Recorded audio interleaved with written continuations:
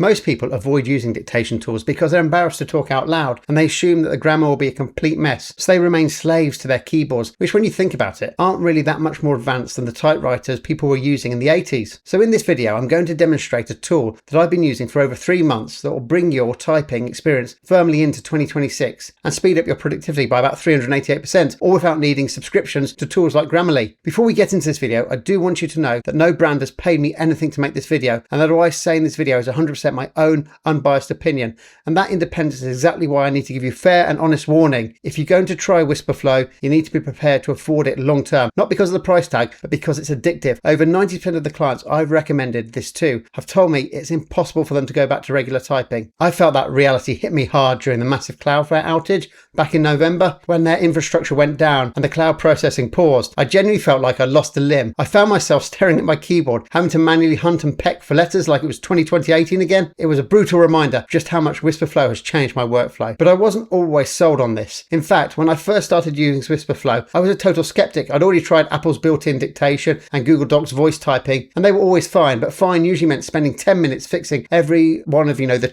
twos and twos that it got wrong. Whisper is different because it isn't just transcribing, it's thinking. Within a month of using Whisperflow, I realized that I'd stopped using Grammarly a lot. I'll explain exactly why that happened in a bit, but the short version is that Whisperflow fixes the mess before it even hits the page. The productivity boost here is massive. Think about it. The average person types maybe at 40 words per minute if they're decent, but we speak at roughly 150 words per minute. When you do the maths, that's where that 388% speed increase comes from. It's the difference between a grueling hour-long writing session and a 15-minute voice dump onto a document. Because Whisperflow is running on a massive large language model, you don't have to be formal. You can literally just ramble. You can say, hey Sarah, can we move that meeting to Tuesday? No, wait, make that Wednesday at 2 p.m. because I have that thing with the dentist. Old school dictation would type every single one of those stutters. Whisperflow just outputs, hi Sarah, can we move our meeting to Wednesday at 2 p.m? It understands your intent, strips out the ums and the ahs, and applies the logic of a human editor in real time. It knows exactly how to handle speech marks,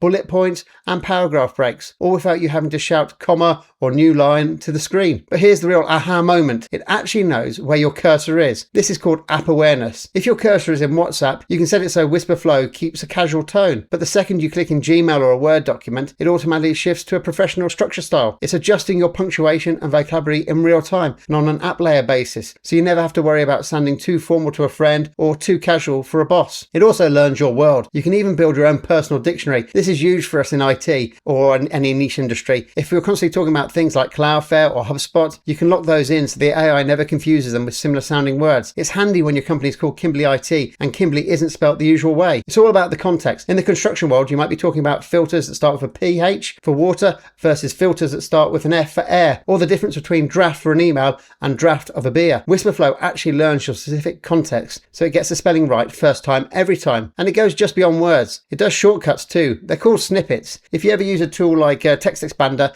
this is basically the voice version of that. Instead of typing out a shortcut, you can use a voice command. You could say, insert my booking link, and it instantly drops your full Google Calendar URL right there where you're working. Now, I promised to tell you why I have nearly stopped using Grammarly, and this is the part that really changed my workflow. Most people use Grammarly because they're typing, making mistakes, and they're needing AI to go back and identify what needs fixing. With Whisperflow, it is all pre-processing. The AI fixes the grammar, the syntax, and the spelling before the words even land on your screen. You aren't fixing errors because technically the errors never happened. Is there a place for Grammarly, you might be asking? Yeah, sure there is. If you're working in like a big corporation where you have strict brand guidelines and specific legal must-says, you can still run Grammarly over the top of your dictated text to ensure that final 100% brand alignment, but for 99% of your daily output, it's just not necessary anymore. Overall, Whisperflow is just a bit of a phenomenal bit of software. It is hands down the best, most practical use of AI I've ever really found for real-world productivity. Honestly, if this software were to be taken away from me tomorrow, I would generally struggle to go back to typing. If you want to try Whisperflow out,